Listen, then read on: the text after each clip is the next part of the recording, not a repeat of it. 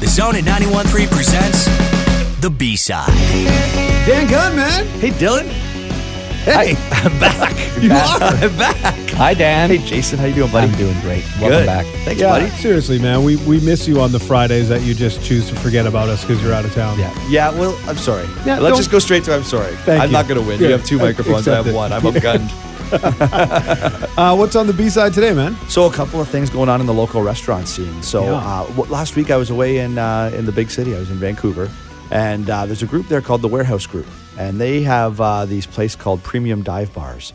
And they sell everything on the menu is $4.95, and then they have cheap drinks too. And they're just like a place to go and party. And to be honest, dive bars feel like the more authentic place to go for me too, rather than a hotel bar or some sort of fancy foo-foo. The important thing about a dive bar to me is that it genuinely has to be a dive bar. What I don't like is a hipster version of a dive bar, because you see right through it. I agree with you. Like if you're trying to make it look dive, but there's actually Right. like if the toilets work, come on. Right. I want the sense that I might be stabbed at any point. That's Yeah. a good dive bar. So isn't it fair to say that there can't be such a thing as a new dive bar? A dive bar has to it be an takes time. old place that's been Takes around time. forever, right? Unless they take an old place and convert it in some way, like add a bar to Yeah. a total. Yeah, I guess. So you know what? Let's give them the chance. I don't know yet.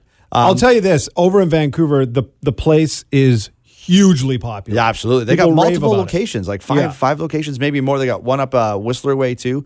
So they're coming to Victoria and they're opening L Furniture Warehouse at 533 Yates Street. It's going to open any day. They got I think it's at L Furniture. If you follow it on Instagram, they're supposed to announce it there. Right now they just got a picture up of "Please wait to be seated," so everybody's kind of freaking out. It's where the Reef Caribbean bar used to be, That's right. or restaurant used to be, and so I'm looking forward to another addition to the local scene because Victoria has gone crazy, blowing up. I tried to go out for dinner a few Fridays ago at like 8:00. I went through like 4 or 5 establishments before I could find a seat. Like everywhere was jam packed. It's great to see, and so seeing something else get added to the scene in a spot that's currently empty is great.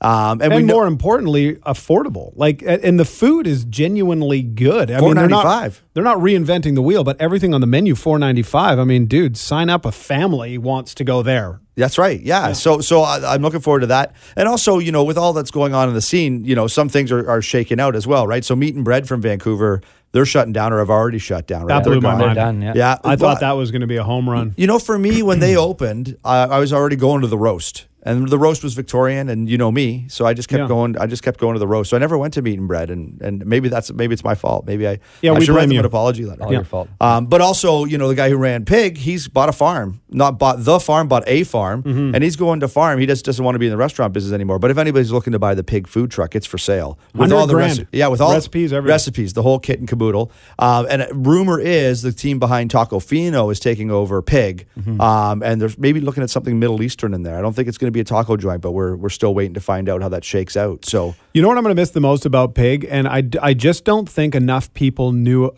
Everybody knew about Pig. I don't think enough people knew about the fried chicken at Pig. Yeah, it was that really was good. the best fried chicken I've ever had. It was incredible. And we need barbecue in this town. We got to have a really good barbecue. Now, there's one on Cook Street. Have you guys Jones, been? yeah, they're I great. haven't Yeah, been it's to that good. one. Been It's there. the guys that own the Ruby. They're doing a great job. Oh, then it's got to be great. And Ruby's opening somewhere else too, right? The Ruby's opening up The in Best Western on there you go. Johnson. So a lot of action in the local restaurant scene. So we're gonna have new places to go, and then we can still go drink Russian somewhere. I'm so hungry.